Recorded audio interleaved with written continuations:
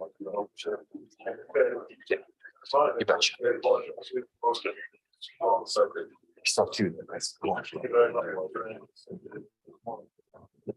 You.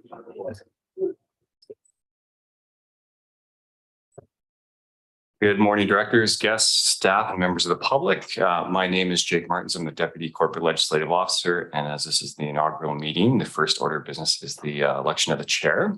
So I'm pleased to call this meeting to order and acknowledge that we are conducting our business today on the traditional unceded territory of the Comox First Nation. Given the large gallery that we have in attendance, I will just note in the unlikely event of an emergency, of course, there's exits to my left here, 2 doors, both in the middle of the room and at the back. And then, of course, there's also exits in the doors that you came through just outside to my right. Should anyone need use of the washroom, it's, of course, down the hall, sort of behind this room. So you go down the hall that you came in and turn right. The washroom facilities are available there. So as I've noted, before turning this over to the newly elected chair, I will need to conduct that election. And so this process is done in accordance with the CVRD procedure bylaw number 1. I will begin by calling for nominations for the position of chair. Any director may put forward another director's name. And I'll call for nominations 3 times. And at the close of nominations, I will ask each nominee in reverse order from which they were nominated if they will let their name stand for election. If more than one director is nominated, each candidate will have 3 minutes to make a campaign presentation. I will also just take this opportunity to acknowledge that Director Arbour is participating remotely this morning. So we have Directors Hardy and Grieve in the room. There's a number of other procedures respecting this, but perhaps I will save those should there be an election required. But generally, there is a secret ballot conducted should more than one director be nominated for either the chair or vice chair position. Are there any questions, directors, in regards to the election? Again, this is sort of an abbreviated instructions, but appreciate if there's an election required, we can provide more detail at that time. Any questions or desire for more detail? Seeing and hearing none. So at this time, I will call for nominations for the position of chair. Director Grieve. Thank you very much. I nominate Director Hardy for chair of the Electoral Area Services Committee. Thank you. I will call a second time for the position of chair.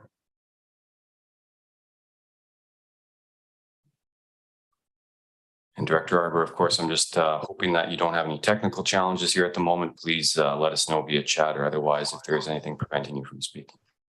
No, thanks, Jake. I can follow well. I woke up with a really bad sore throat today, so I may be sporadic in my remarks. Thank you. Okay, and I'll call a third and final time for nominations for the position of chair. Hearing and seeing none. Director Hardy, do you allow your name to stand? Sure.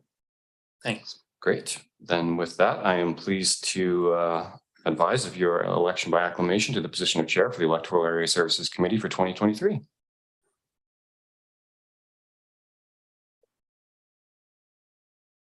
With that, we will then cover the position of vice chair. And so the same process is followed with generally just a shorter opportunity for presentations. So I will start by calling for nominations for the position of vice chair. Director Hardy. I'd like to nominate Adam Greaves for vice chair. Great.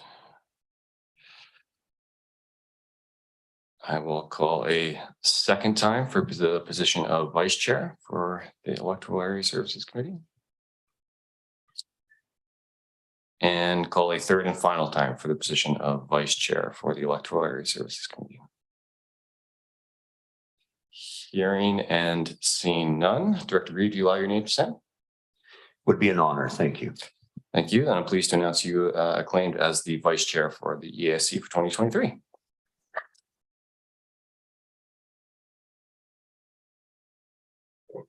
With that, as there's no ballots cast, we don't need a motion to destroy ballots.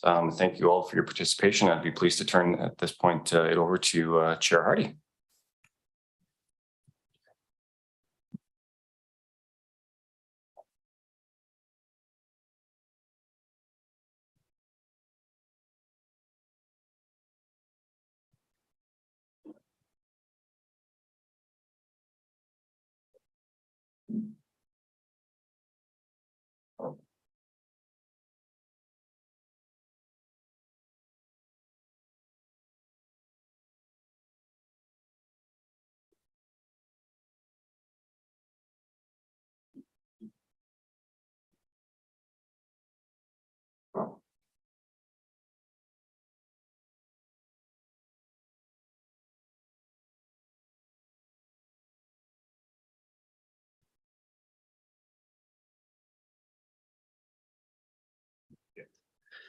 All right, good morning, everybody. Guess we'll get right into the agenda.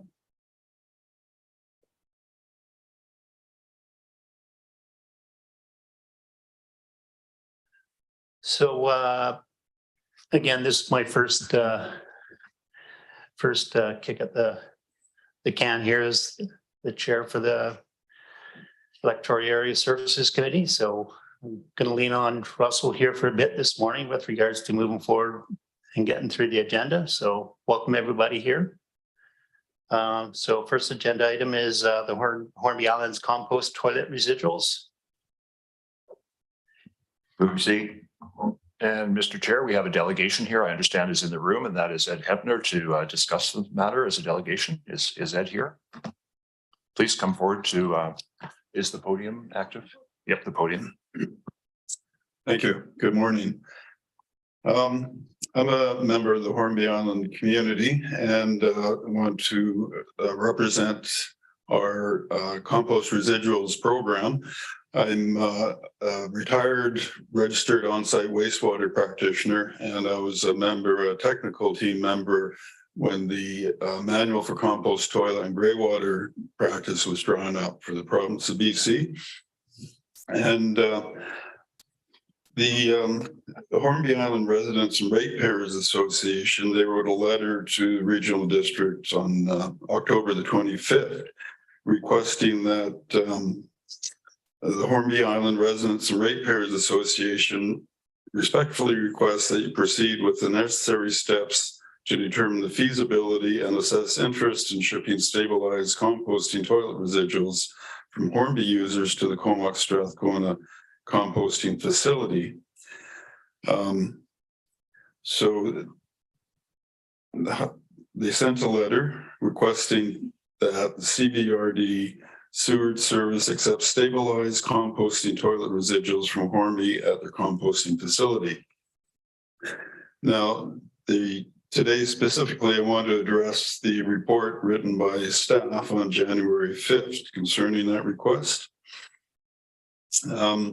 So getting back to the manual composting toilets, at the end of the composting process, there's 3 routes for that stabilized compost. One is for on-site burial, 2 is for on-site surface application, and 3 is off-site discharge. Now, the easiest of the 3 options is off-site discharge, and this is the most likely option to encourage new people to choose a composting toilet, especially those faced with the need for water conservation or lack of suitable soil for on-site wastewater dispersal. At present, there is no place for off-site discharge for compost toilet residuals in the Comox Valley other than traditional pump and haul, which requires water for the pumping process and so is inherently contradictory to water conservation and also entails an onerously high cost to have to undertake on an annual basis.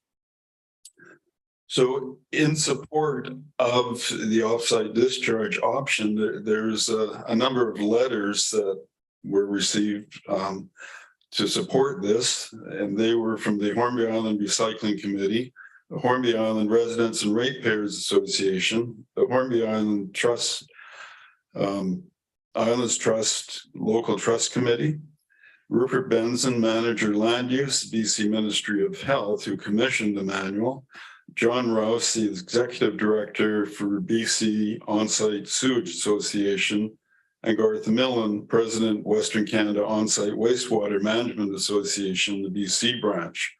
So there's a lot of support in general in the province to have a facility such as this in place to support the new composting toilet regulations.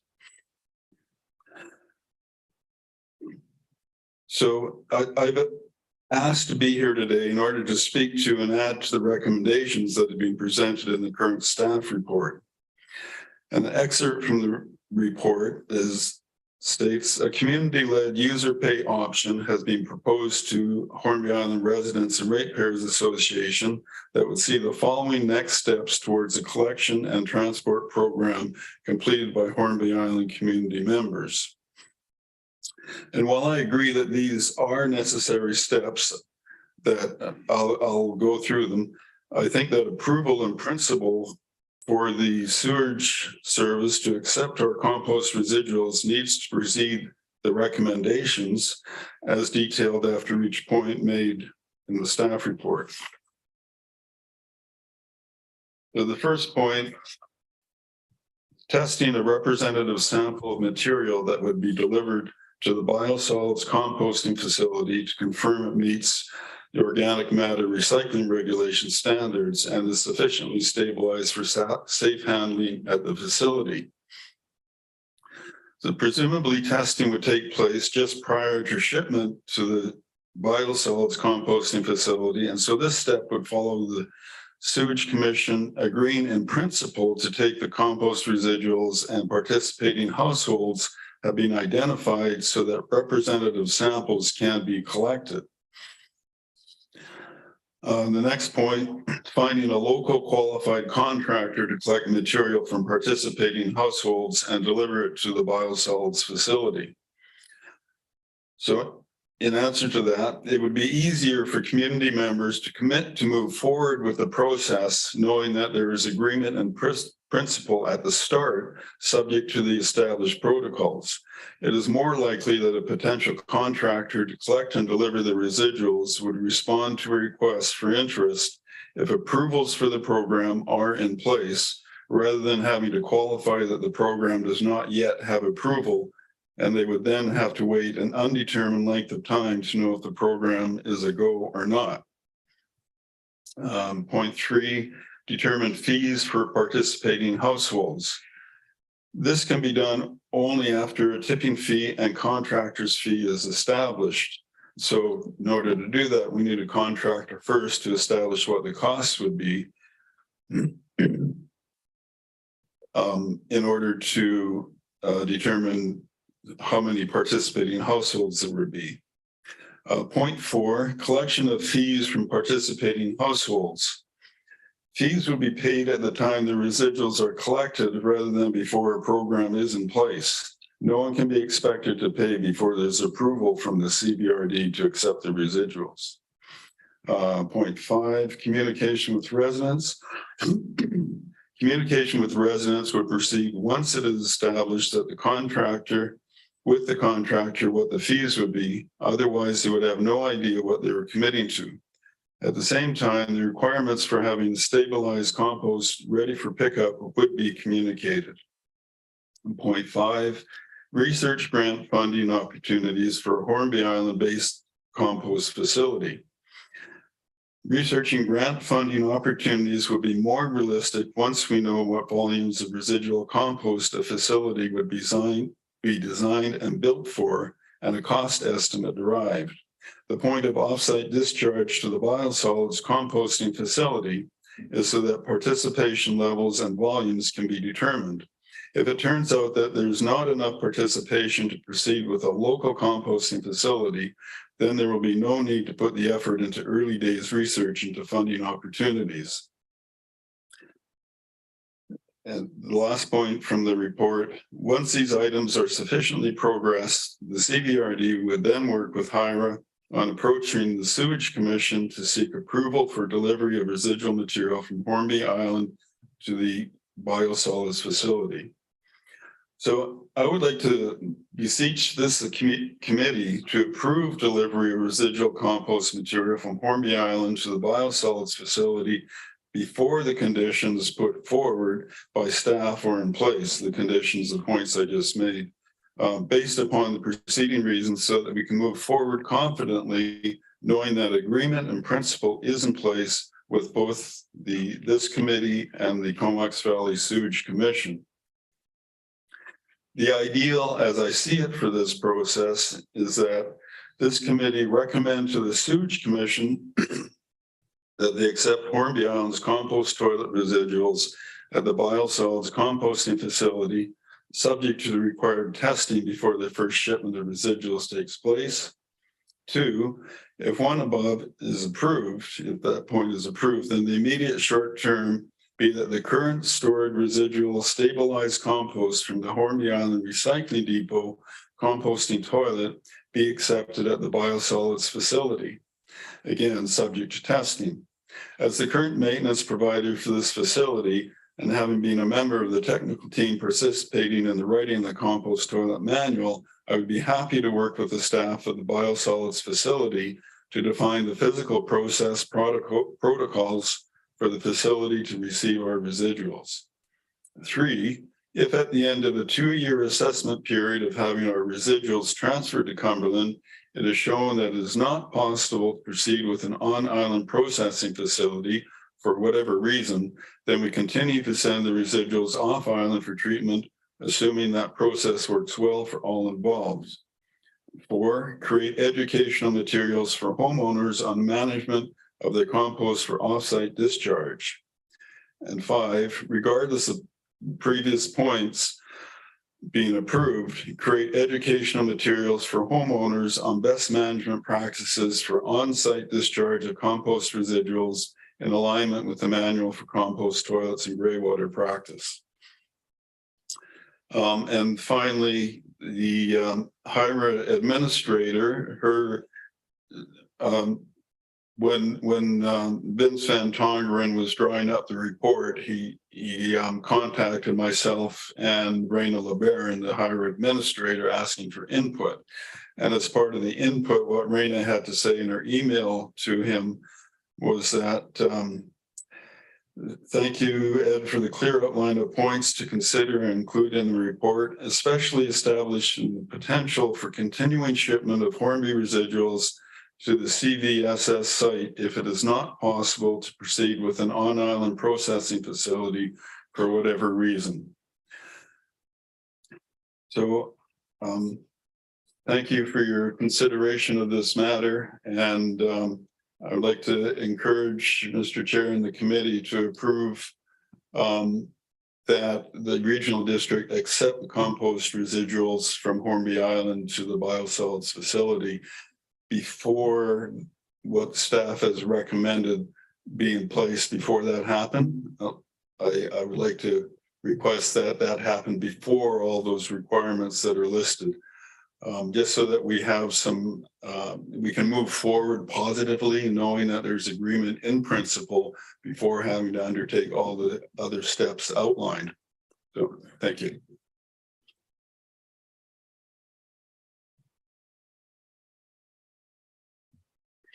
Any questions from the directors? Edwin? Yes, thank you very much. Ed, we're not done with you yet. Good. First of all, let me congratulate you on putting a good presentation forward. And just want to say it's I knew Ed in a previous life as Central Builders for many years, and it's nice to see you both aged so well. Thank you. But this question, I guess, goes to staff, so probably through to Vince. My understanding would be that that the residuals would be accepted at the Skyrocket facility. Is that correct? Mr. Chair, I can answer that question. And yes, that is the intention. The Regional District's Sewage Commission operates the Skyrocket facility at the Cumberland landfill, and that's what is proposed. And there is a report later on in the agenda that goes into that, and staff will be available to answer questions then as well. Well, the only confusion is, of course, that you're asking for approval from the wrong body. I don't think we don't even sit or vote on the Sewage Commission. So your request would have to go to that commission, which is their own legislative authority on these issues. Now, we can add our names to the bottom of the list, but I'm just wondering if staff have any idea of what kind of procedure. I know it's coming up later, but there is no recommendation on the motion. There's no motion on the report later on in this agenda. So I'm just wondering what would be the procedure, because we can't give you that. We're just not the legislative authority over it. In fact, we don't even sit on the Sewage Commission, being that we're the country folks. You know, we have the outhouse out back. It was my understanding that this committee needed to, the first step was this committee needed to approve and recommend to the Sewage Commission that they accept our residuals. Maybe I was mistaken in that. Mr. Chair, that's correct. And Mr. Hebner is asking you, the committee, to make that request to the Sewage Commission. That's his ask today. So upon receipt of the report later on the agenda, that certainly could be a direction that you give that that in the interest of the consideration of this proposal, that you ask the Sewage Commission to consider that request. Okay, well, that's fair, and we can certainly do that. And but I am concerned about the $150,000. We can bring that up under that line item on the agenda, but that's quite a slug of money for Hornby residents to come up with. Well, that's an estimate of what it would cost to build a facility on Hornby Island to compost the residuals On site. on site. Okay, that's not the receiving end of it, That's not no, the facility for the that would be pickup. the initial step would be to transport to the Skyrocket facility. There would be a tipping fee and a contractor Okay. fee to transport it. And then that would determine what volume we're looking at and how much participation there is from how many households that want to participate. And from that, then we can design a local facility if it's shown that there is a need and desire for it. And so that $150,000 is a rough estimate at this point. So we don't know what that will cost, but we'll determine that once we see how much buy-in there is and what volumes we're looking at. And then we can realistically design and estimate a facility. And at that point, if there's shows we should move forward, then we can start fundraising for that. Okay, so it would be a private contract between Hornby residents and somebody to do that job. To bring it. design a facility on Hornby Island? No, to bring forward the residuals at this point. Oh, that's For the right. pilot project, say. That's right. Okay. Yes, to be a private contract for someone to undertake transporting those residuals. That clears it up. Thank you. Mhm. You're welcome. Director Harbour? Yeah, thanks to Ed for the presentation. And really good project. That's been a few years in the making now. I'll be happy later on in the agenda to propose that motion that ESC writes to the Sewage Commission or Waste Management, I guess, perhaps, or both. That can be clarified by staff to receive the materials prior to the other elements as Ed talks about. And just to correct Director Grieve, I'm on the Sewage Commission now, so. But you don't vote. We have a voice at that table. Yeah, no, I vote now. I actually got to vote last meeting on an item, so. Yeah, thank you.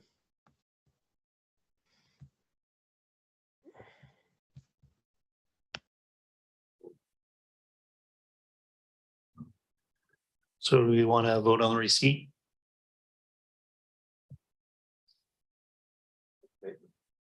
All in favor? Aye. In favor. Okay.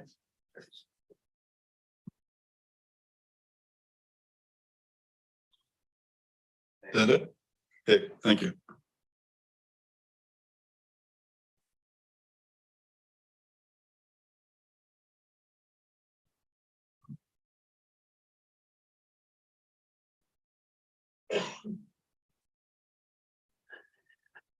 Next, we have Bruce Gibbons coming up to present information in regards to the amendment to the groundwater extraction license at 2400 and 2410 Sackville Road.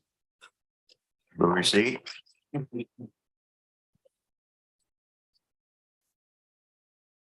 Move receipt of the Second. presentation.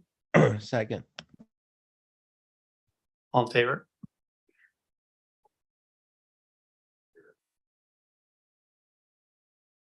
All right.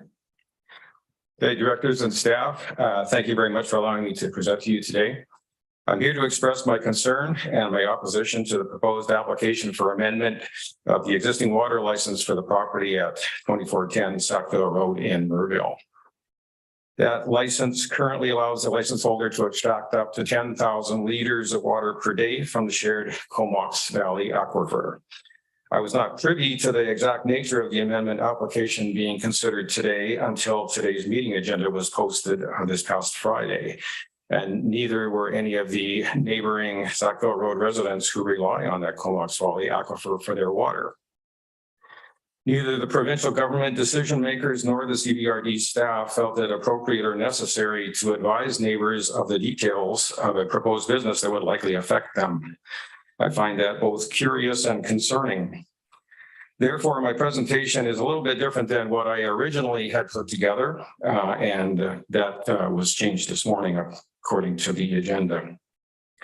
4 years and 10 months ago, we were gathered in the CBRD boardroom where hundreds of Comox Valley residents and farmers packed the boardroom to overflowing, just like today, to express their opposition to a rezoning application for that property for a water license. Since that time, the regional district, the town of Comox, the city of Courtenay, and the village of Cumberland have all changed their bylaws to prohibit the bottling of groundwater in all zones. The license holder claims these bylaw changes were done in bad faith to block him specifically. But in reality, the bylaws were changed by all of these communities in the Comox Valley and many other communities on Vancouver Island as a response to overwhelming support to protect our groundwater. It was and still is obvious that the residents, farmers, and elected officials of the Comox Valley do not want the water from the Comox Valley aquifer to be extracted and sold for commercial profit. The original water license had primary condition on there that the licensee build the works for the operation and that the water should be beneficially used prior to December 31st, 2020, and continue to be used thereafter in the manner authorized. The licensee did not comply with that condition. On January 4th, 2021, in an email I received from Kali Melnichenko, the Forest Lands Natural Resource Operations Water Section Head in Nanaimo, I was told the licensee would be given 30 days and then the cancellation process would commence to cancel the water license. I followed up numerous times in the months that followed with the Flynn Road decision team in Nanaimo to try to expedite the cancellation of that water license. But on April 4th, 2022, 15 months later, I was advised by the Flynn Road team that they had received and accepted an application for amendment of the original license, despite the fact the original conditions of the water license were not met 15 months earlier. That application for amendment was referred to the regional district for approval or denial and is being considered here in a few minutes today. This referral is being considered today as yet another blatant example of how the provincial government downloads a decision to you, the regional district, rather than making the appropriate decision themselves and canceling the original license. The property in question is a rural residential neighborhood surrounded by farms, ALR properties, and residential properties, and that neighborhood should not be subjected to any business that increases the volume of traffic through the neighborhood to extract water from an aquifer that is shared and relied on by thousands of residents and farmers in the Comox Valley, from Comox Harbour to Black Creek. This application for amendment is a blatant attempt to revisit the original application, with the license holder submitting a tirade that threatens CBRD directors and staff over perceived grievances. And this has been going on for the last 4.5 years. Do not be fooled. The license holders tell everyone who will listen that their intention is to have local people come by to fill up their own water containers, and they proclaim local water for local people. I have a copy of the original application where they asked for approval to extract 100,000 liters of water per day to be bottled and sold for profit. The Flynn Road team actively talked them down to 10,000 liters per day to avoid the need for testing. So testing was never conducted, physical testing. The original request for 100,000 liters per day paints a very different picture of the applicant's true intentions. 100,000 liters per day is an extremely large volume of people coming by with their own containers to fill In fact, it equates to 5,000 people per day with 20-liter containers. The secondary proposed use that we just found out about on Friday is to fill water tankers and transport water. That will add truck traffic to the Sackville Road area, an issue that was raised as a concern by your very own staff here 4.5 years ago. There's a perfectly viable option already in existence today for water tankers to extract water from a controlled source near the exhibition grounds. The Comox Valley doesn't need another supplier for water tankers just to satisfy the license holder's desire to make a profit from water extracted from the shared Comox Valley aquifer. I've been told that by a local farmer that they're not even allowed to transfer water from one well to another well on their own property. So I don't know how this license holder should be allowed to transfer water from his well to anyone else's well in the Comox Valley. Now, you're probably all thinking that we don't have any control over this. I fully understand the jurisdiction over water extraction. That lies with the provincial government. I get that. Land use lies totally within your jurisdiction, and current CVRD bylaws prohibit water and beverage bottling for commercial use. This is no different. The proponents have made public claims that they were cheated by CVRD staff. Numerous staff have been named in those claims when they were told that they needed to apply for rezoning of their property. I'm here today to tell you that I believe that they are wrong. They were properly advised by CVRD staff. They were told in their water license approval by the provincial government that they required rezoning approval. And following their submission, they were told that they would have extensive due process for their application. So we went through a very expensive process for the regional district. For the regional district incurred a lot of financial expense and staff time expense in order to give the applicant their due process, including a public hearing. Don't be distracted by the fact that this is not being called a water bottling operation, or that the water is not being bottled in 500 milliliter plastic bottles. The water is being extracted from the aquifer, placed in containers, and sold to customers. That's water bottling. Don't be distracted by rhetoric that claims that opposition to this proposal is anti-business. Protecting our Comox Valley water for residents and farmers and protecting the integrity of a quiet rural residential neighborhood is not anti-business. I'm confident that the people of the Comox Valley, many of the people here today, heartily agree that after suffering through an extended drought this past summer, protection of our Comox Valley water is paramount. I know personally that the summer was stressful, wondering if we would have water from our well with each new dry day. If a neighbor a few hundred yards away was extracting 10,000 liters of water per day, or heaven forbid, 100,000 liters of water per day, I don't know how we or our neighbors would cope. We can't live without water. So let's look at that issue that I just mentioned, the actual summer drought that we incurred this year, which effectively continued until the end of November. Total rainfall from July 4th to October 22nd was 7.8 millimeters at the Comox weather station, normal being 155 millimeters. East Vancouver Island was declared stage 4 drought again this year from mid-September to mid-October, and stage 5 drought from mid-October to early November, generally the wettest period of our year. And we were in stage 5 drought. Total rainfall in October was 22 millimeters, normal being 122 millimeters. October is historically one of our wettest months. So when we're at 18% of normal in that month, that should be a serious concern. Combine these statistics with the rapidly and significantly receding Comox Glacier, and it's apparent that water security is becoming a risk in the Comox Valley. I contend that CVRD staff and directors need to do everything possible to protect our water resources in the Comox Valley for the people and the farmers who rely on this aquifer, and not allow commercial sale of our water for profit. I totally understand you do not control the approval of the extraction of the water, but you must do everything in your power to enforce zoning bylaws of the CVRD and deny this application.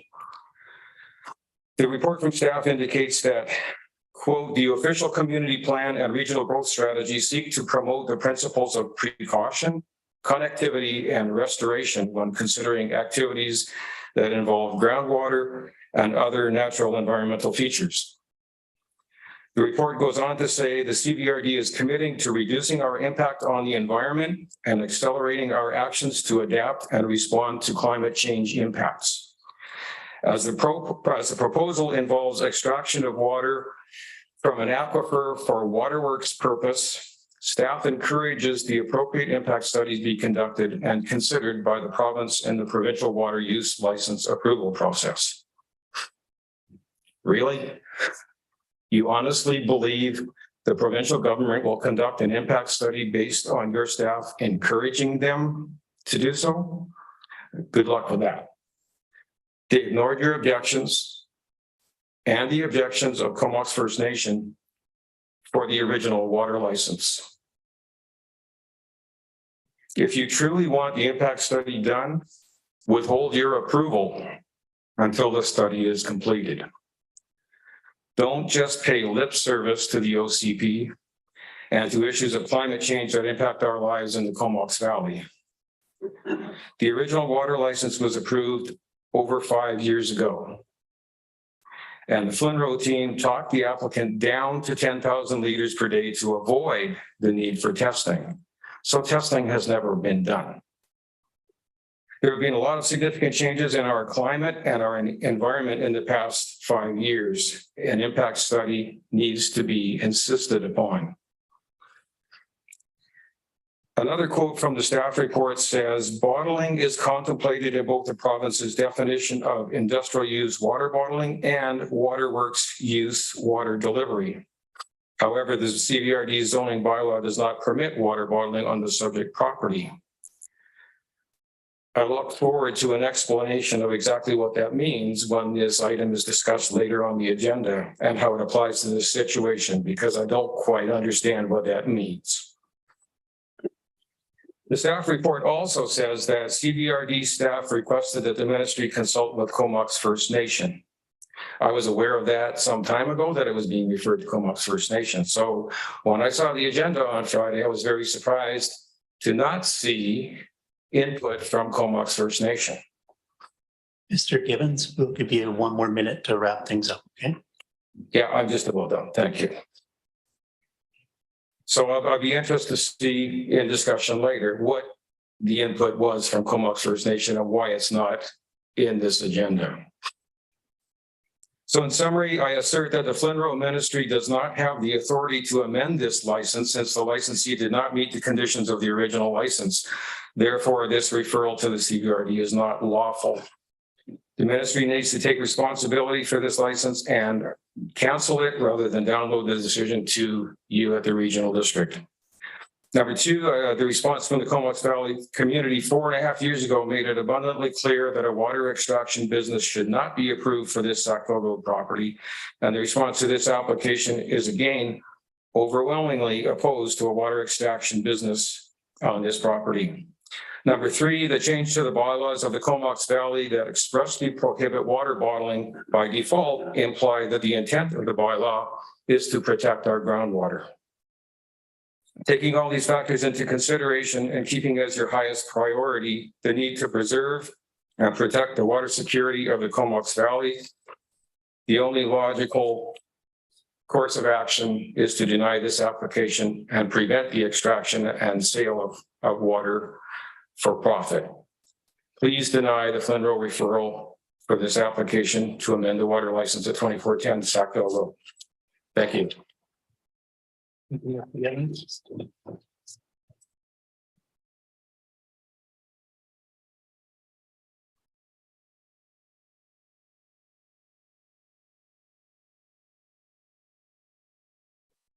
Thank you.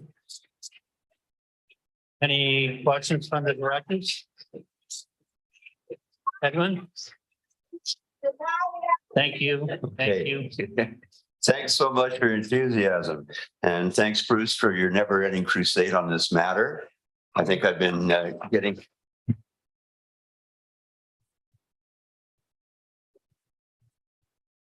I've been anxiously waiting each missive that you release on the internet. And just a couple of things. I think that it has to be made very clear that if you look at the recommendation on the upcoming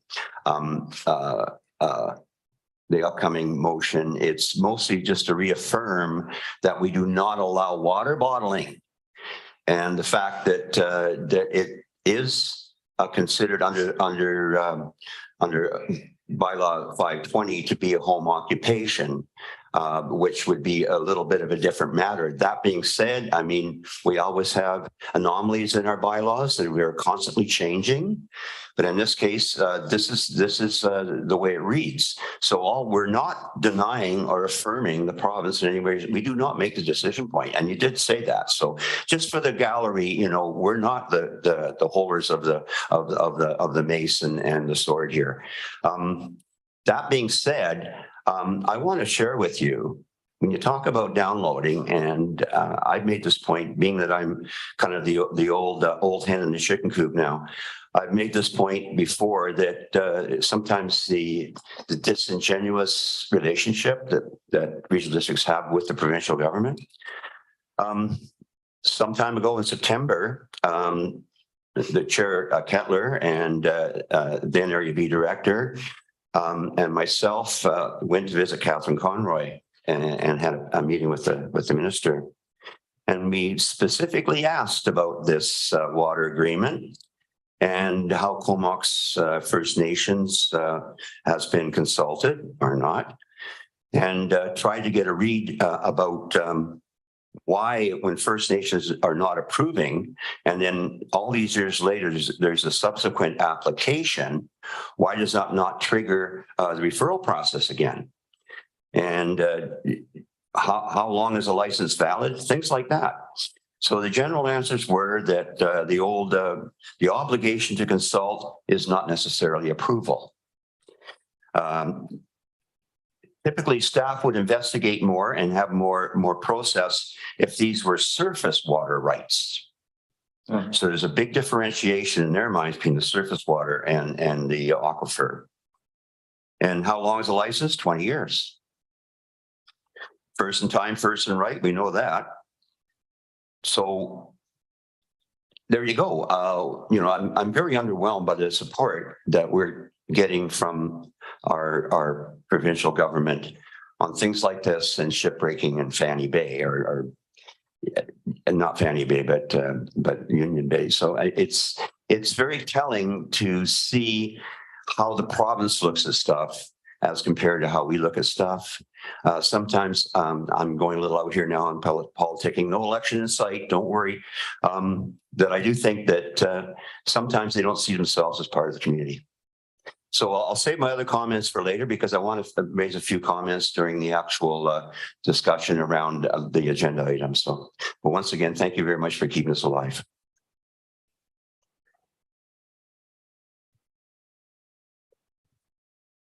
Director Arbor, any comments? No, thanks.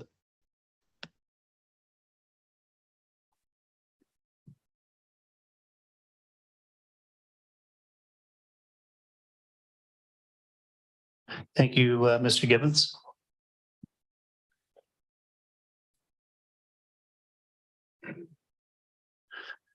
Next, we'll look for a vote on receipt. All in favor? In favor. Here.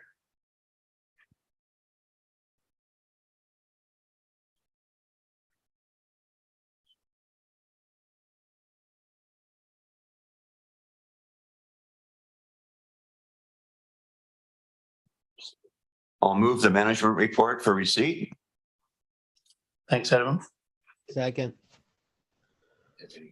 Any questions? Carrie?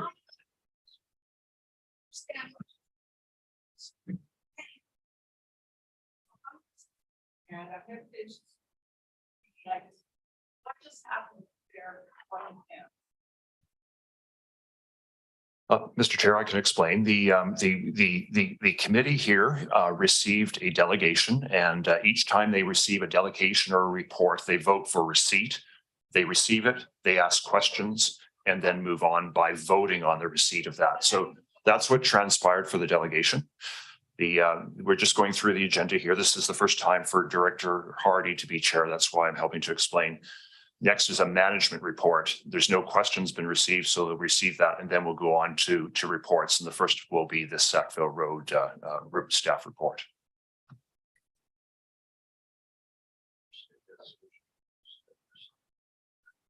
Thank you. Thank you very much.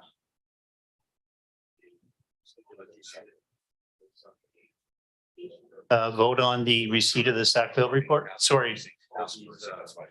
Asking for a receipt of the Sackville report. So moved. Second. Thank you. Carried.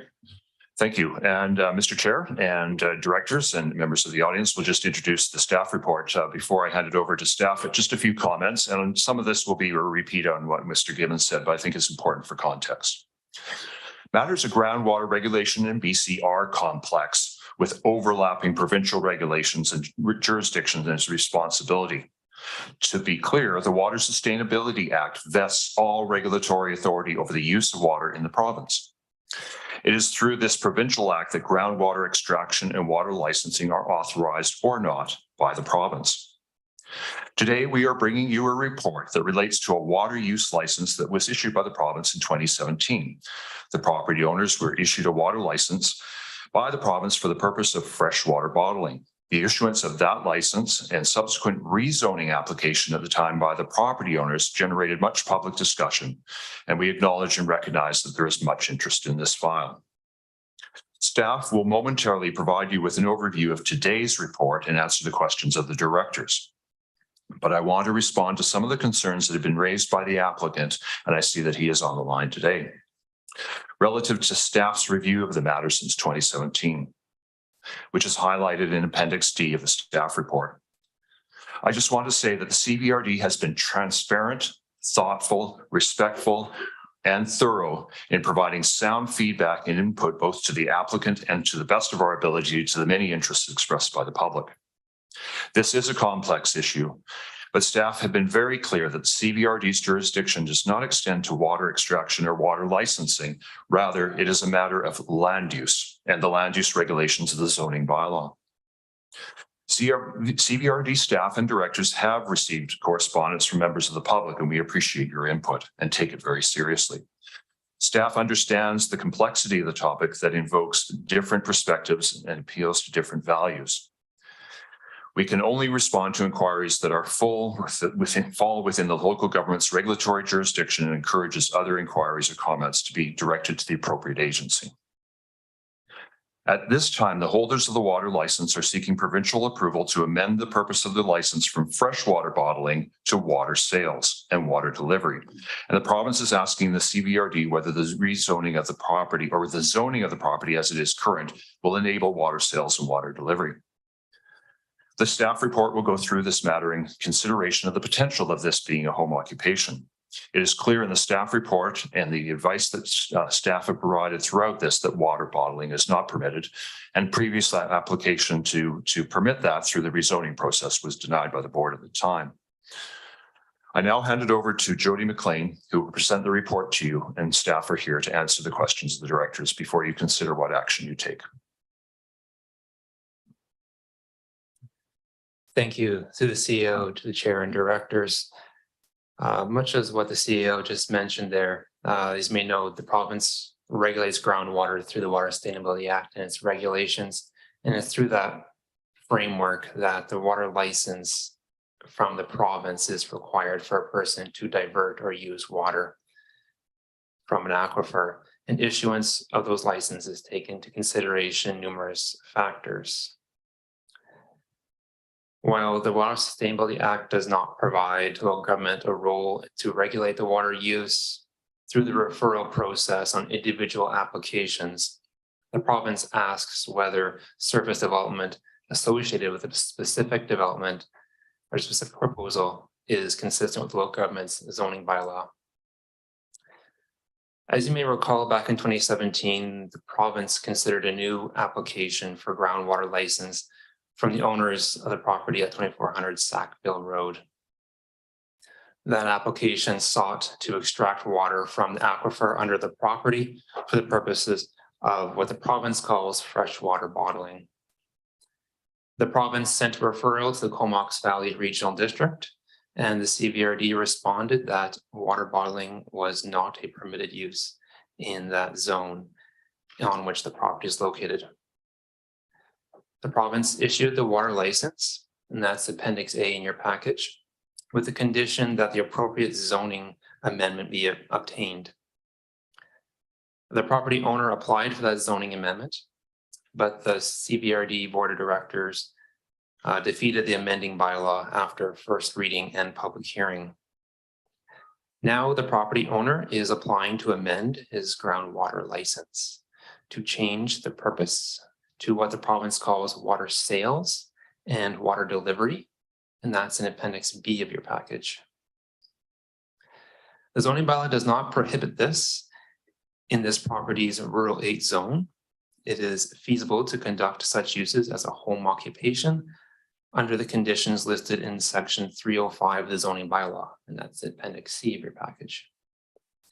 Mr. Chair, this report seeks regional board endorsement of staff's proposed response back to the province that on-site treatment, storage, transport, and sale of bulk water may be permitted as a home occupation on this lot. Staff does still maintain that water bottling is not a permitted use. If the province does issue the license, the CVRD staff will work with the applicant to make the appropriate home occupation application. Thank you. Any questions from the directors? Ms. Greaves?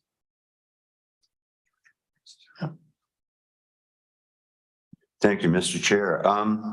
No, I think that after receipt, we'll have a small discussion on the actual motion. And I will be proposing that we split the motion up. I do think that, the first part of the motion just states the obvious. But I'll speak to that further when we get to that point. But I do think that, we do have an obligation to follow our own zoning. And there's nothing we can do retroactive about that. We can certainly review bylaws ad nauseum for the rest of our careers.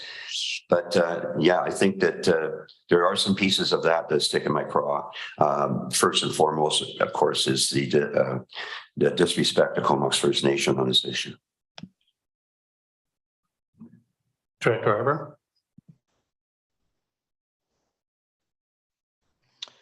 Yeah, thanks, Mr. Chair. Well, actually, I have maybe a different take. I went through the zoning bylaw again, and I may have a different interpretation than staff on this. In that I don't take it as a given that this kind of activity is permitted as a home occupation. I went through the definition of a home occupation, and nowhere does it list explicitly that type of activity. So I have a problem with the assumption. The home occupation is defined as any trade, occupation, profession, or craft carried on for remuneration or financial gain, and which is accessory to the principal residential use of a lot. And then if you look at the R8 zone, it does list a number of activities, but water processing is not one of them. So I don't know why staff is having such a broad interpretation of the home occupation. And the reason why, perhaps I'm the director who brings this up, is that I'm concerned that when staff interprets broadly, we end up with things like the ship breaking operation. In this case, they didn't. They actually said it's not permitted because it's not explicitly stated that it's permitted, and then the directors confirmed that. So I would say that my view is I will vote against the recommendation because I don't believe that water processing is a home occupation when I can't think. Yeah. So And there's a number, and my rationale is there's a number of activities that are permitted in the R8 zone. And then I was like, okay, well, why the home occupation? And then I went to home occupation and I didn't see anything in there that was given necessarily room for water processing. So, I'm not in favor of the recommendation as it stands. If staff has further insight as to why they are interpreting it that way, I'd be interested in hearing about it.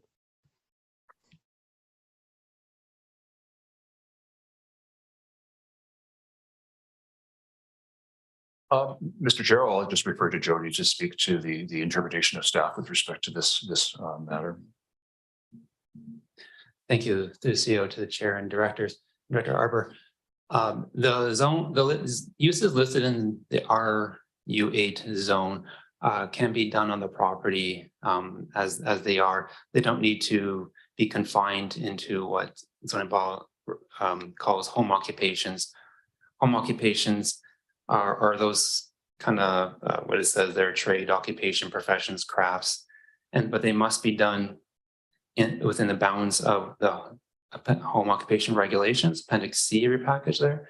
It has to be done indoors. It's limited to a floor area and a number of employees, number of various factors that limit it. So the home occupation is meant to be a broadly interpreted a list of uses. There's only a few things where it's specifically not. It's the home occupation regulations specify it is not automobile repair, a few things like that. But otherwise, it's broad. If I may, Mr. Chair. If I may, Mr. Chair. Yeah, go ahead, Director Arbor. So I'll go back to my old example that I used during the ship breaking, is that if you start interpreting broadly, could a nuclear facility fit under home occupation? There's a number of activities that are listed in the RU zone that are fairly detailed. Agricultural use, plant nursery and greenhouse, riding academy, silviculture, aquaculture, veterinary establishment, fish hatchery. I see water processing as a much more industrial, commercial kind of activity that has broader impacts, as the 80 people in the room are exemplifying today. So I don't believe, I think that staff is interpreting this much too broadly, and the staff advice has not changed my mind. Thank you.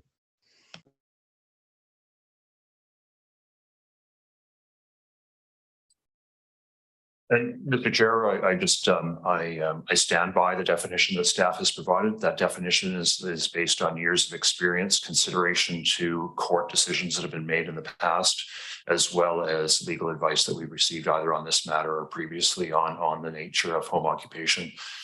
Unlike zones that establish and define very specific uses, as staff have mentioned, home occupation by its nature is more general in nature to enable our local residents to have opportunities for various different forms of home occupation, unless it's specifically stated as not permitted. And as Jody mentioned, the limitations in terms of those types of uses become down to the numbers of staff, footprint, and those types of things. But I do believe we have it right. But certainly, if you disagree and want a second opinion, we can receive a legal opinion on the matter. Yeah, I may recommend that to my fellow directors. Thank you.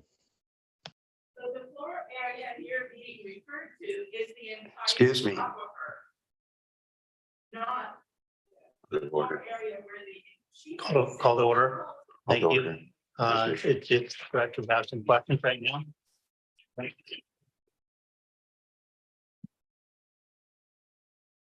Edwin, did you have any other comments or questions? I would just like to move receipt on this.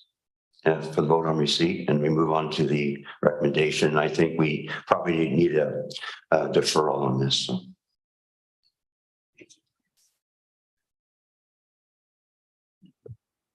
Just ask at this time if the applicant has any comments or questions.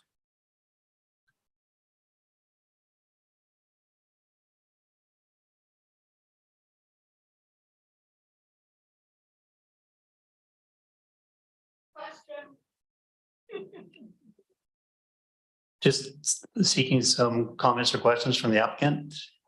Can you hear me all right? Yeah, thanks. Good morning, committee members, staff, and concerned members of the general public. I see that Director Grieve is moving to defer, so I would like to just start by asking respectfully, because of Mr. Grieve's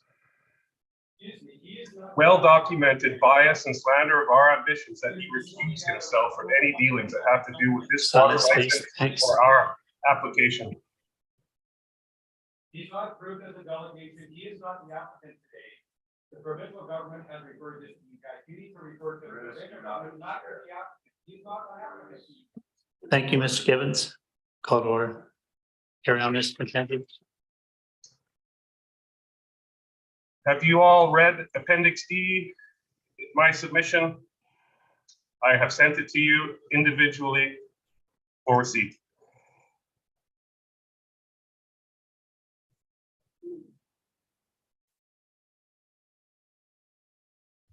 Thank you, Ms. McKenzie. I'd like confirmation. Yes. All right, then let me begin. Thank you for receiving that. We received confirmation at the planning desk that indeed our RU8 home industry request was in line with our wanting to apply. Even Call to before order, we Mr. applied for any water Gibbons. license. Call to order, Ms. Gibbons. Thanks. I applied to appear as a delegation today. He did. Thank you, Mr. Gibbons. To speak. Thank you, Mr. Gibbons. Please, okay.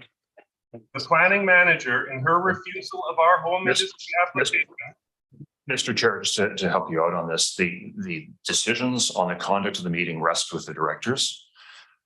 You have offered an opportunity for the individual who is affected by this decision to have his voice, and Mr. McKenzie has expressed an interest in that.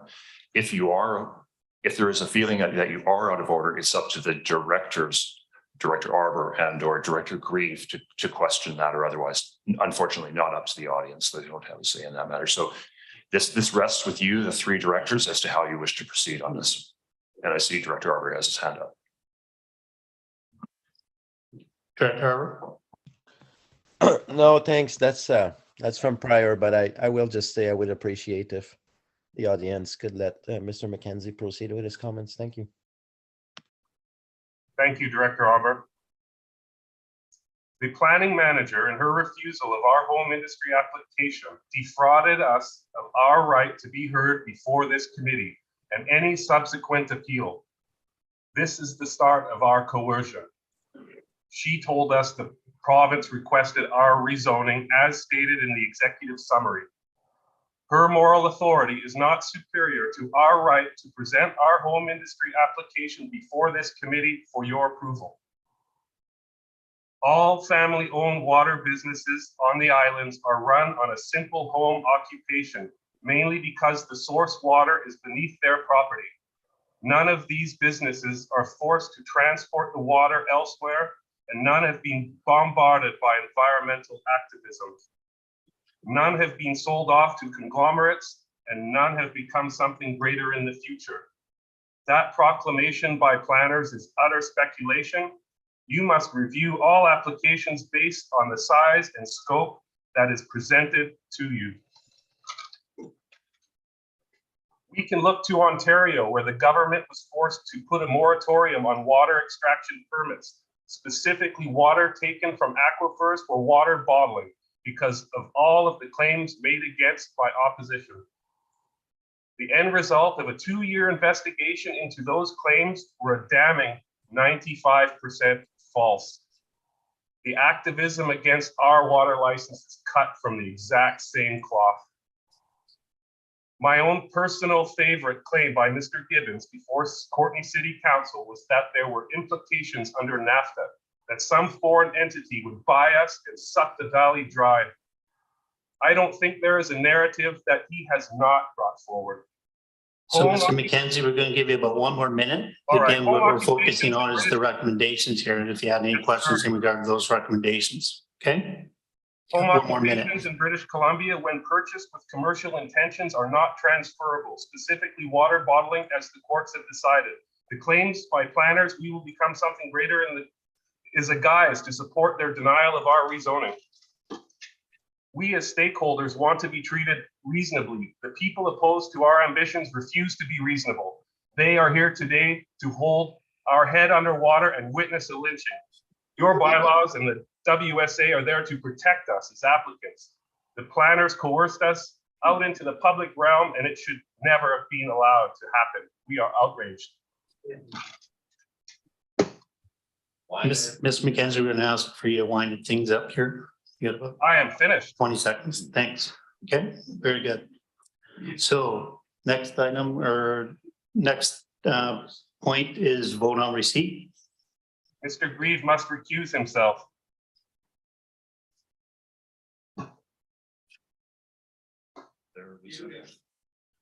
So again, vote on receipt. All in favor? Director Harbour, In favor. all in favor. Thanks. Okay.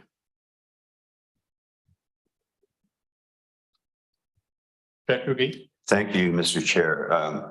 At the pleasure of this committee, I would make a motion because of some of the confusion around the implications of what constitutes a legal home activity under bylaw 520, that we defer this to a future meeting and get to obtain a legal opinion and for further information.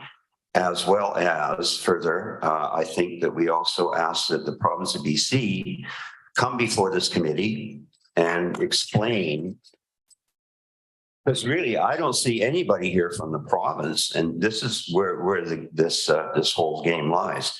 So I think as well, I think that further that an invitation be extended to the ministry to come and present on water extraction to this committee at a future meeting. As I don't know if you want to actually add Comox First Nations as a referral as well. So I would be willing to add Comox First Nations as well. I look to the CAO for guidance on this. Mr. Chair, just to Point of confirm, order. Director Grieve, you're proposing that the matter be deferred to a subsequent meeting of the EASC to provide for a legal opinion on the definition, for the province to come and make a presentation on their role and responsibility, and to confirm the position of Comox First Nation on the matter? That is correct. Okay. And we need a seconder. Director Harbour, I will second that.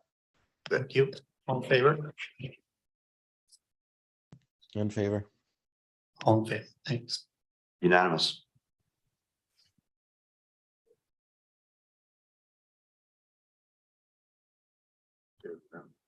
Okay, Ms. Grease, ask for recess. We'll take 5 minutes. 10. Thanks, everybody. Thank you, Bruce. Thank you.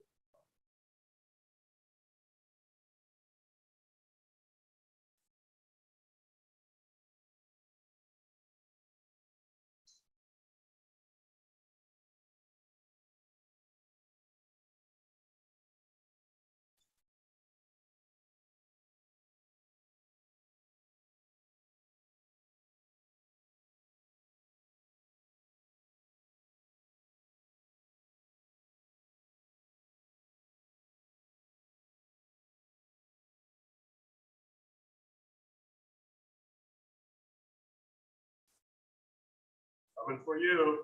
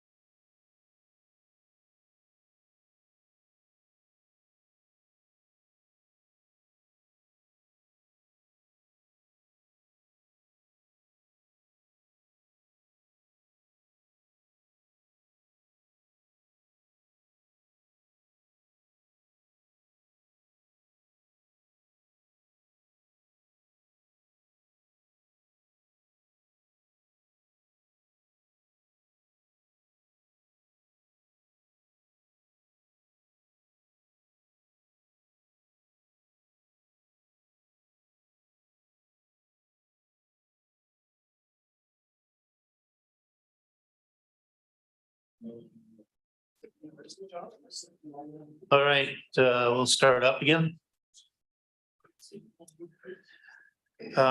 Any objections to the directors in regards to bringing forward the item number 5, the Hornby Island composting toilets report?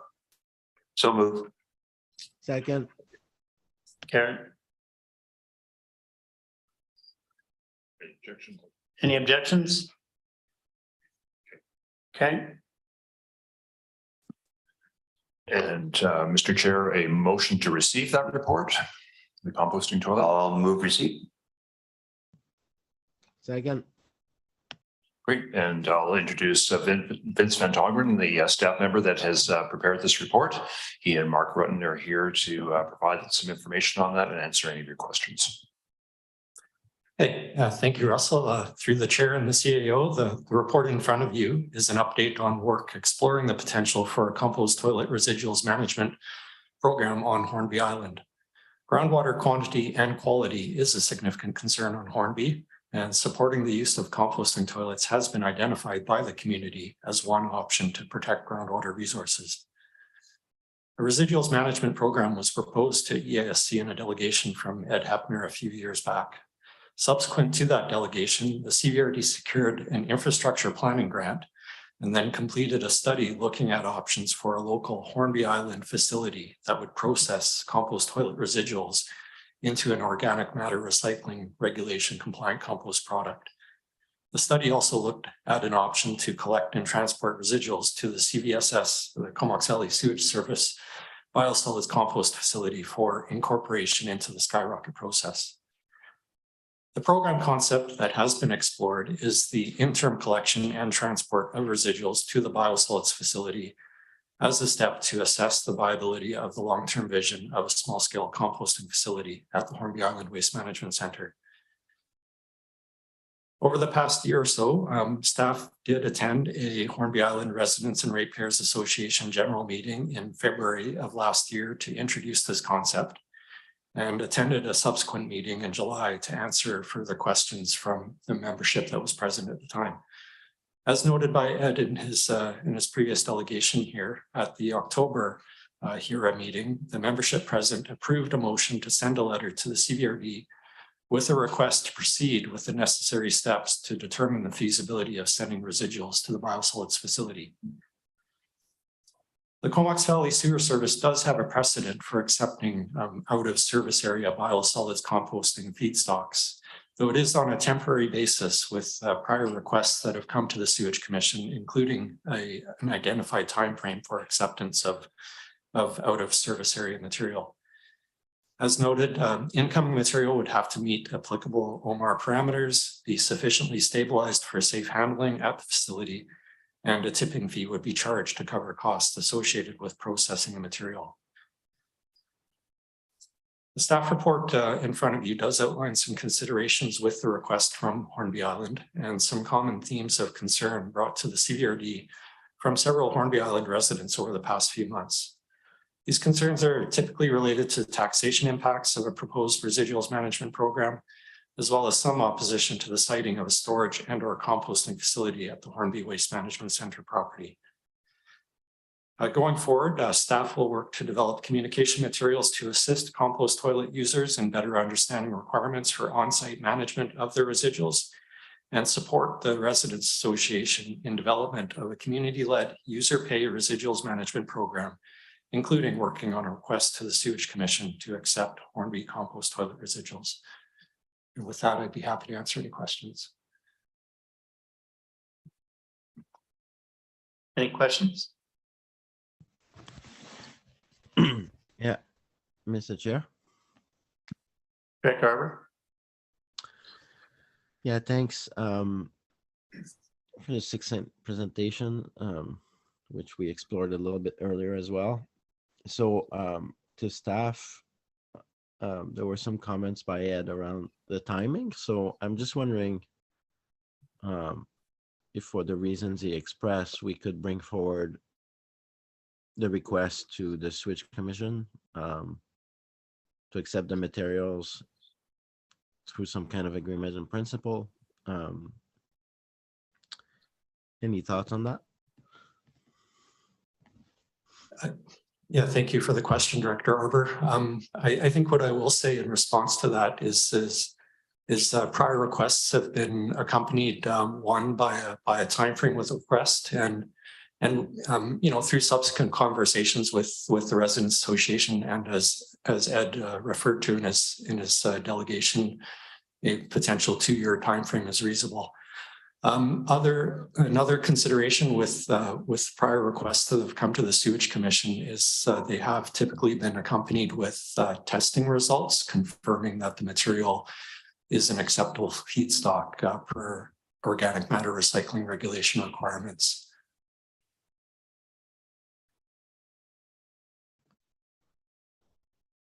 Any follow up there, Mr. Arbor? Yeah, no, I'm just reflecting.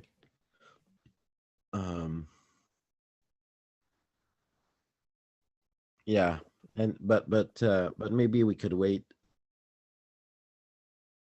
Can we get the permission from the sewage before we get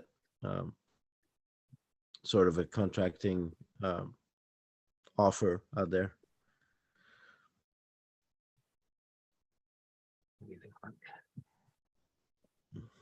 Through the CAO, through the chair. I think, of course, we could go to the Sewage Commission. I think the request would have several caveats attached to it. One of them being testing, like Vince mentioned. And, you know, I think it's worth just reminding the EASC that this material is different than what the Sewage Commission has been asked to take before. So they've been asked to consider taking biosolids from other communities, from Ladysmith and Cumberland. And that's, and then they, of course, they also, you know, predominantly take their own biosolids from the sewer treatment plant here. And those biosolids are very well controlled through the treatment process. They're very consistent and homogeneous, and the quality does not change from one delivery to the next. And what we're talking about here is composting toilet residuals that are collected from individual households.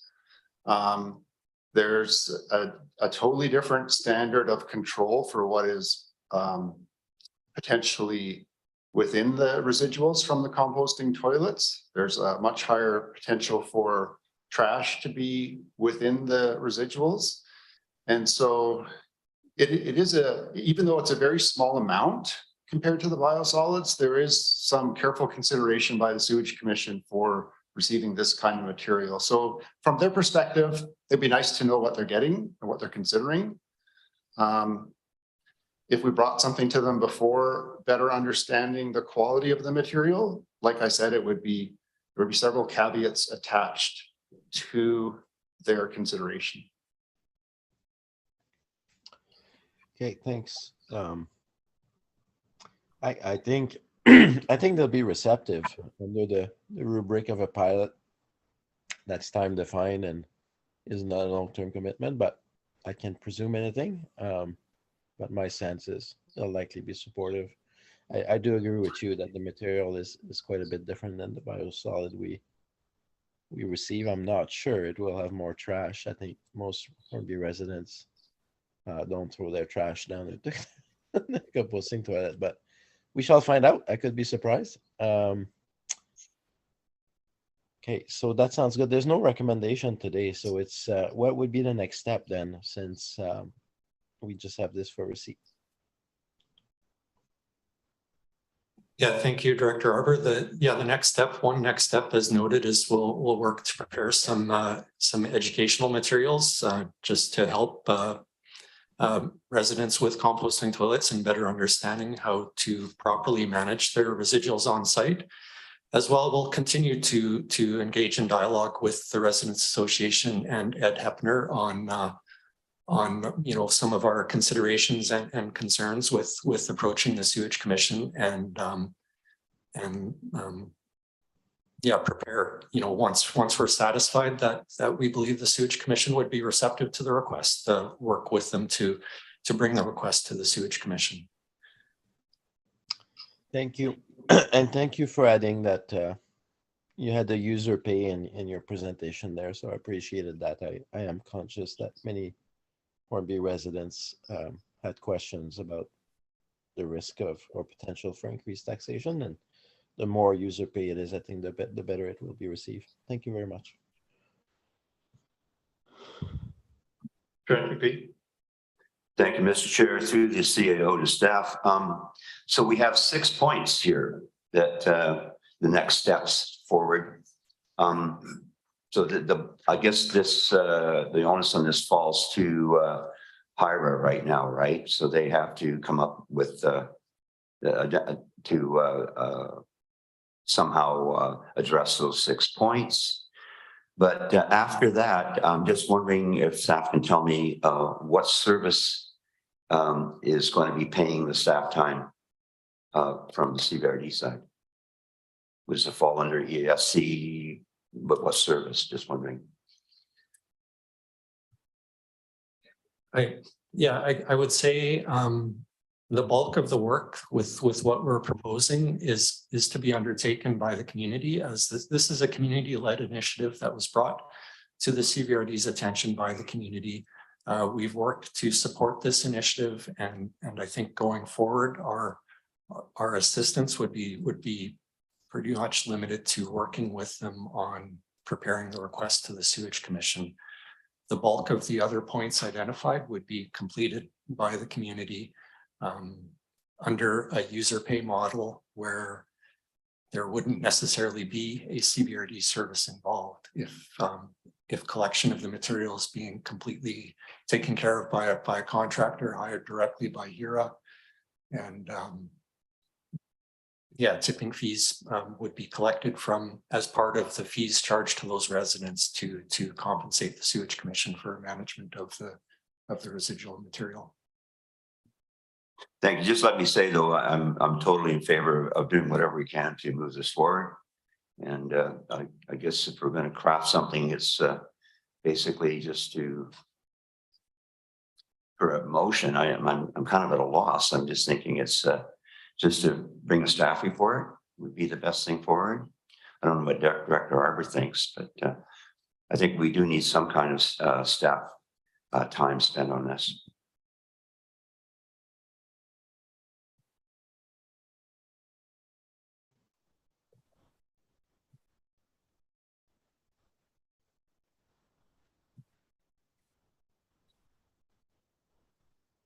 Director Arbor. Thanks.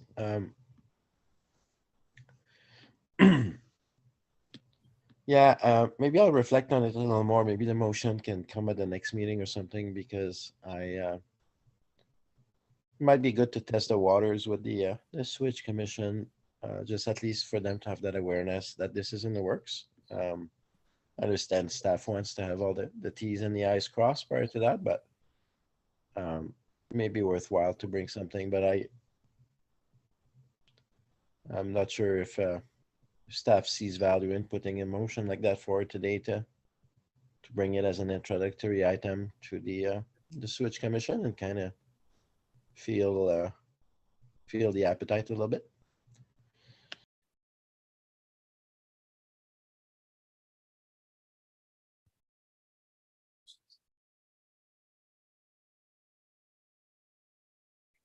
So just we'll make a vote to receive the report. So All in moved. favor? Yeah, favor. Sorry. Thanks.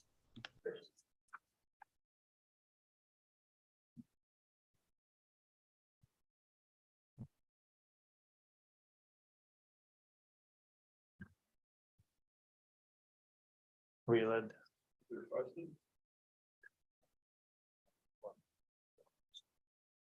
Okay, we're going to move. I'd like to move item number 2, Electoral Area B Development Various Permit 5B22-1729 for receipt. Second. All in favor. To answer your question, we'll have you direct questions to Vince in regards to what we're doing moving forward. Okay. Pardon me? Work with Vince. You asked if you could ask any more questions. What we would suggest we do is we direct you towards Vince in regards to questions that you may have or what the process is moving forward here. Thanks. Can I ask questions right now? No. So direct you towards Vince. Okay, thanks. Director Reeves? And we have a item on the, that's moved and seconded for receipt. It is a staff report for development variance permit. And I'll ask Brian Chow to introduce this proposal and the staff report and any applicant that may be along with it. Okay, so through the CEO to the chair and committee, we have a development variance permits application for the property at 1729 Ryan Road East. As you may remember, on December 20th of 2022, the CVLD board issued a temporary use permit for a proposed commercial recycling and bottle depot on the subject property. A condition of the permit execution is for the applicant to obtain a building permit for each of the 2 existing buildings, being the Quonset building for the commercial recycling and bottle depot, and the accessory building, which is a trailer for the office use. The current location of the accessory building, the office trailer, is 1.5 meters from the side or the south lot line and does not meet the minimum 7.5 meters side yard setback requirement of the industrial light zone. The applicant submitted a development variance permit application as moving this office trailer to meet the minimum lot line setback would reduce the number of parking spots available for customers and would impact vehicle circulations when the recycled materials are hauled out by commercial trucks. Staff recommends that the development variance permit application be approved. The purpose of the minimum lot line setbacks is to have sufficient spatial separation from the adjacent lots and the buildings. The adjacent lot to the south is another industrial light zone property with an existing building that is approximately 6.0 meters from the shared lot line. As a one-story modular trailer, the subject building's impact on the neighboring privacy, noise, and shuttering is likely to be low. There is sufficient room for future building maintenance. Based on these reasons, planning staff supports the variance. Adjacent owners' letters were mailed within 100 meters of the subject property. As of to date, I received 3 correspondence.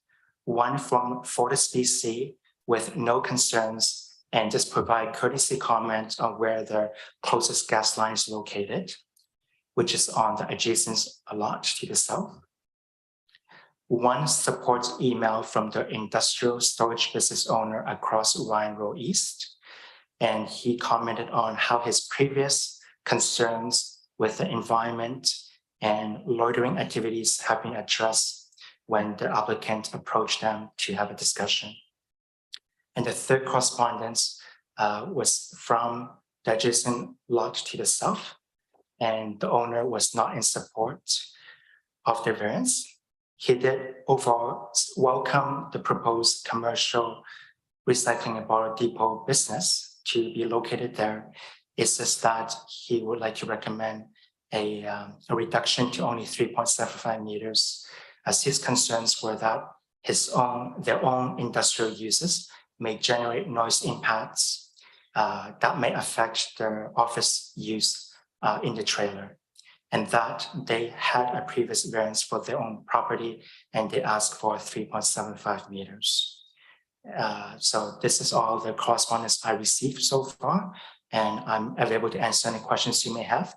The agent and the owners, the agent and applicants are also in the audience to answer any questions you may have, Mr. Chair.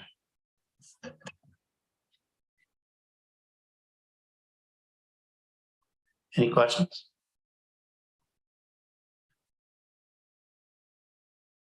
Director Erber? Okay. No questions, thank you. Vote on receipt. All in favor? Director Reeves? Harper? Yeah, in favor. All in favor? I guess we have to move receipt of all the correspondence, correct? So moved. Second, All in favor? in favor. Director Bees? Favor.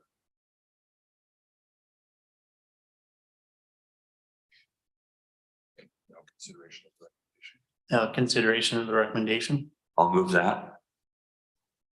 Second, All in favor? Favor. in favor.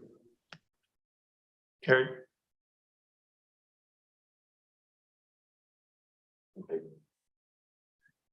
director on the list. Okay, all in favor? Yeah. Yeah, in favor. All right, moving on to item number 3. Move 3 Second, for receipt. All in favor? Thank you very much, Chair and Directors. And the next item on the agenda is a rezoning application at Trent Road. And Brian Chow is here to introduce the staff report, the applicant, and answer any of your questions.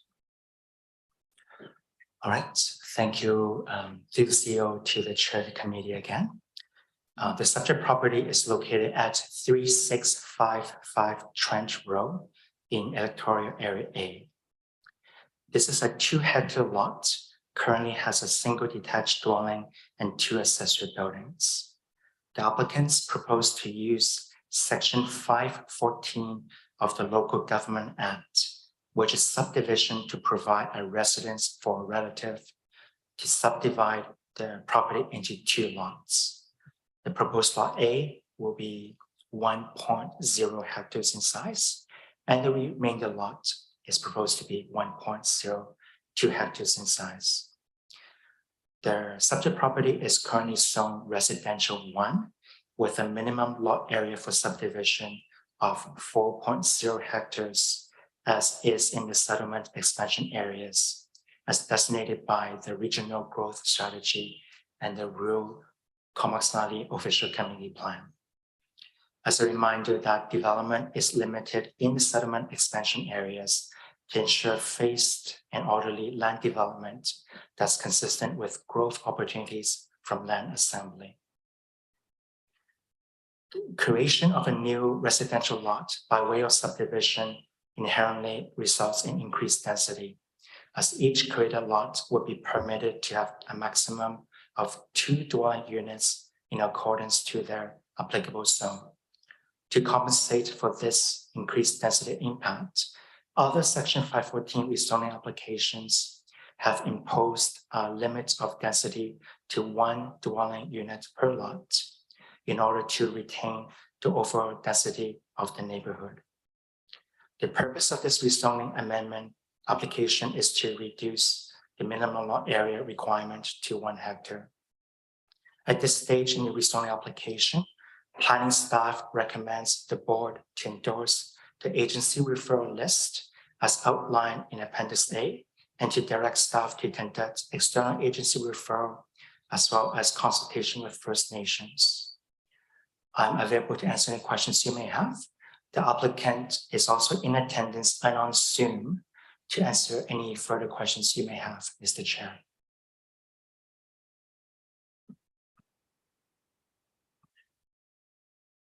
Any questions? Director Bees? Thank you, Mr. Chair. Through the chair to staff. So I know that you mentioned the fact that 514 is a provincial statute that allows subdivision for a family member. In this case, I was looking for the fact, or to reiterate the fact that with 1 dwelling per 1 hectare, there's really no increase in density or potential increase in density, because you're still allowed to have a secondary dwelling on the property with 1 title. In this case, you have 2 titles and so there's no real increase potentially. It's still the same. So I just want to bring that out. The other thing was, you talk about the referral list. I'm trying to find it. Is it? Oh, here we go. ALC BC assessment. Okay, so I see it now. And all the First Nations abutting the area. So Okay, I was just looking for it to go far down far enough on scrolling here. So thanks very much. Director Harbour? No, thanks. Looks straightforward to me. Thank you. Yeah, thanks. So next we're looking at a voter receipt. Is that right? Voter receipt. Put on receipt. All in favor? In favor? All in favor? Consideration of recommendation. Consideration of recommendation? So moved. Second? All in favor? In favor? Yep, passed. Passed. We're good. BC Hydro street. Okay, item number 4, BC Hydro street lighting trespass. Move receipt. Second? Thank you. Thank you very much, Chair and Directors. And Mike Zabarski is here to present this report and the recommendation and answer any of your questions. Thank you. Through the CEO to the committee. As you may know, BC Hydro recently swapped out all of their old high pressure sodium streetlights with new LED luminaires. This was done to comply with some federal regulations around PCBs, which were in the old lighting ballasts. This happened last year, and since then we've received a number of complaints from residents about how bright these new lights are. They're shining into people's bedroom windows, they're illuminating their yards. So definitely a light trespass issue has been identified. And as part of the approval of this program, the BC Utilities Commission, they gave their approval on one of the conditions was that BC Hydro would work with the customers to resolve any of these light trespass concerns. And to date, those concerns have not been resolved by BC Hydro. And further, BC Hydro are shifting the responsibility for selecting the design changes to the lights to CDRD. So any solutions to light trespass would be, at this point in time, CDRD's responsibility. And those kinds of design changes require very careful consideration. There's a number of roadway lighting standards that need to be adhered to protect all users of the road, and also to make sure that these light trespass concerns don't get kind of pushed to the adjacent neighbor instead of the one that's complaining.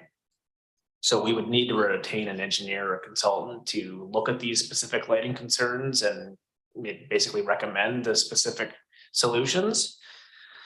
But prior to assuming the responsibility for design changes and the cost and risk associated with them, we're recommending an advocacy role where this committee would advocate to the Ministry of Energy, Mines and Low Carbon Innovation. They're the ministry responsible for BC Hydro, and request that BC Hydro take responsibility for these concerns, which are a direct result of their installation of the LED lights. And with that, I'm happy to answer any questions. Good. Agree. Thanks, Mr. Chair, and through the chair and CAO to staff. So I know that our dark sky policy has been with us at the RD for nigh on 20 years. Now, in the old days with the Cobra head lights, of course, we expected it to change to LEDs eventually, but to a more modern design. So are they just swapping out the elements inside and using the same old fixtures? Is it because there's no lensing on them or what have you? No, they're actually using a whole new fixture. So it's not just a kind of replacement of the light bulb within the fixture. It's a brand new Cobra head, flat lens, which is consistent with the dark sky policy.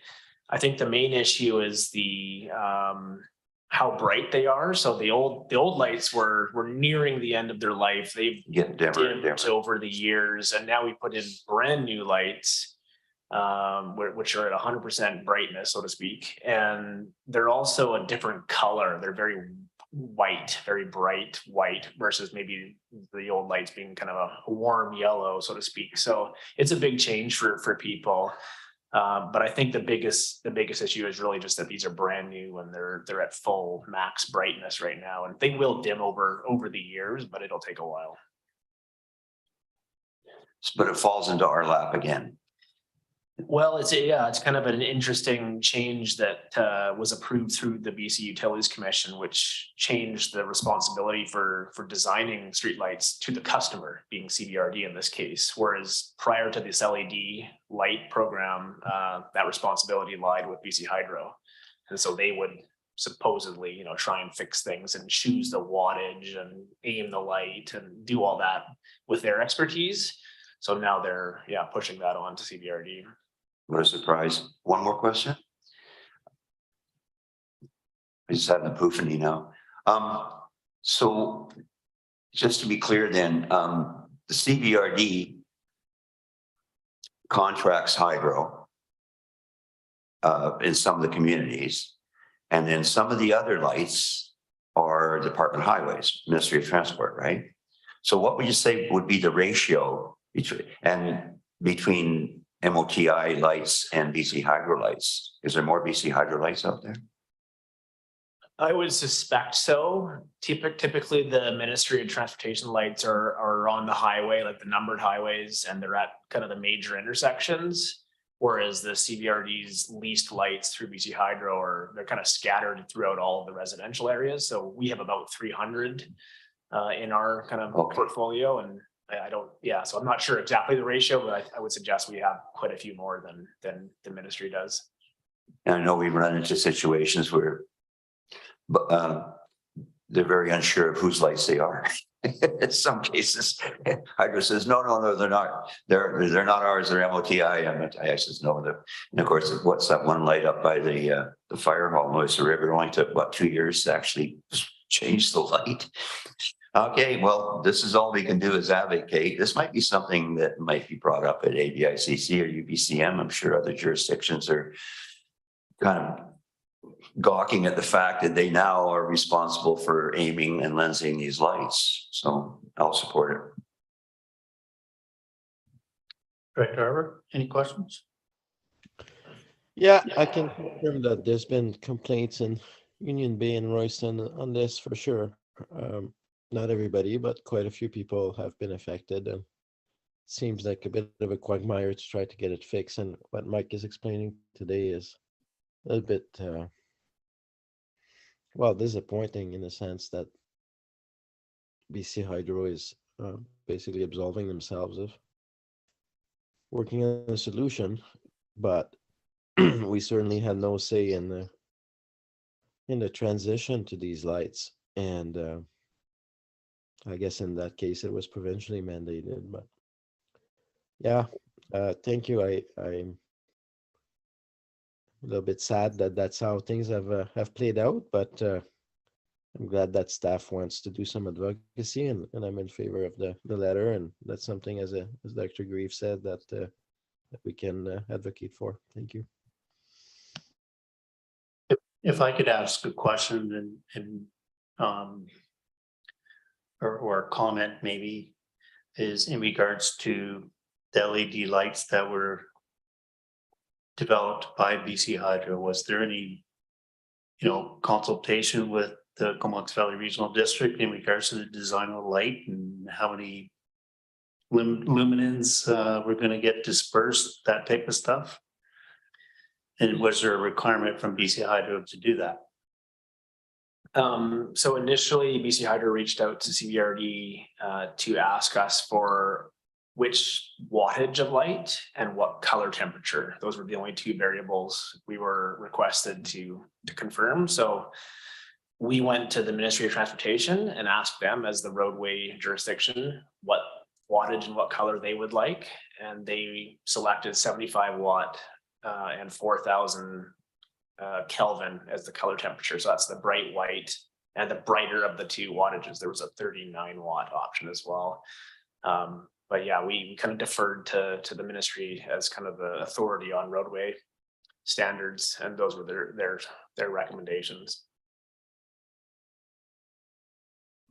So follow up, if I could, then based upon recommendations from Ministry of Transportation to go with this particular type of light, with this particular type of color, and now we're running into issues with constituents in regards to that.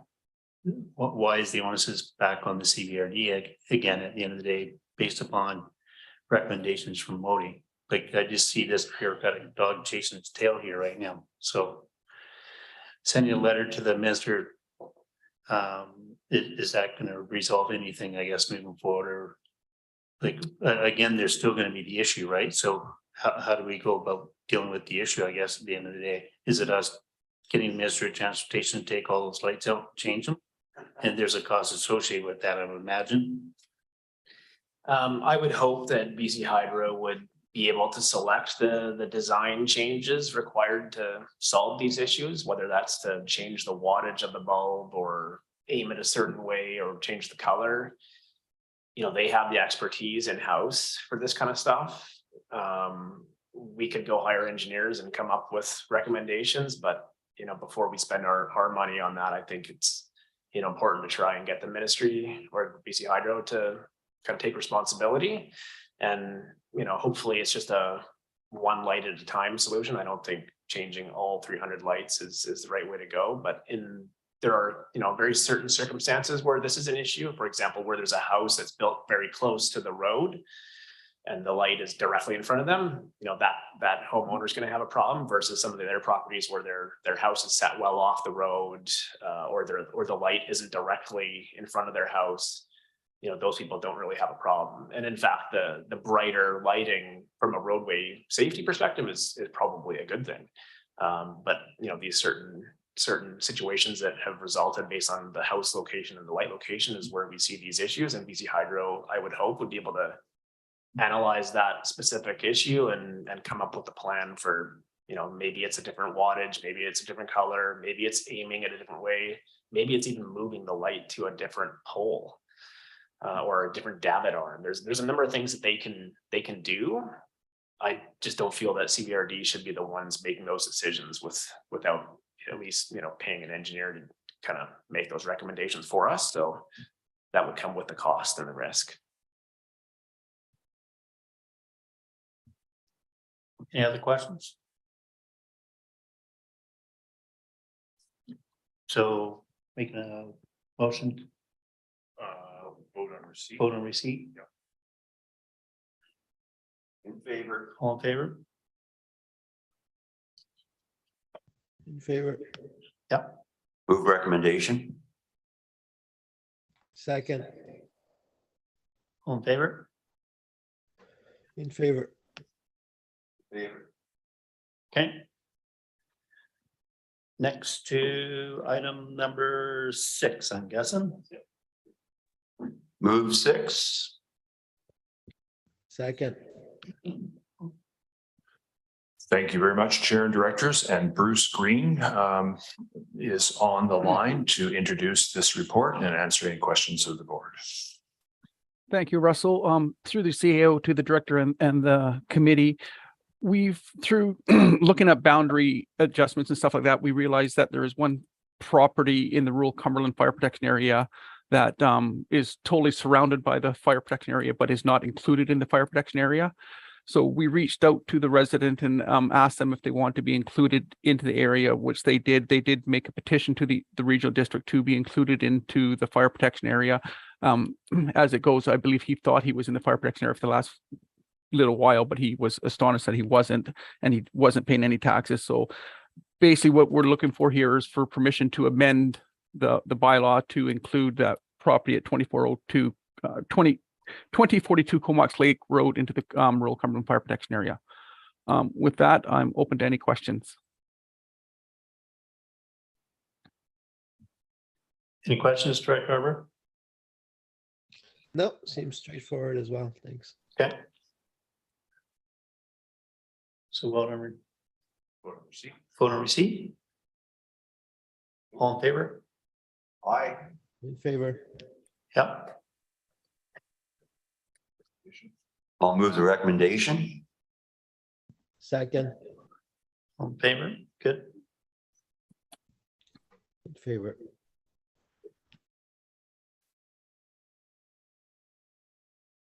And Lisa, there's no.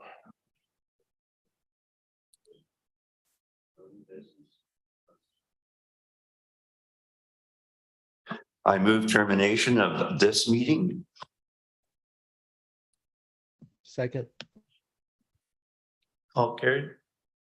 All in favor, sorry. I think it's automatic, but get well soon, Daniel.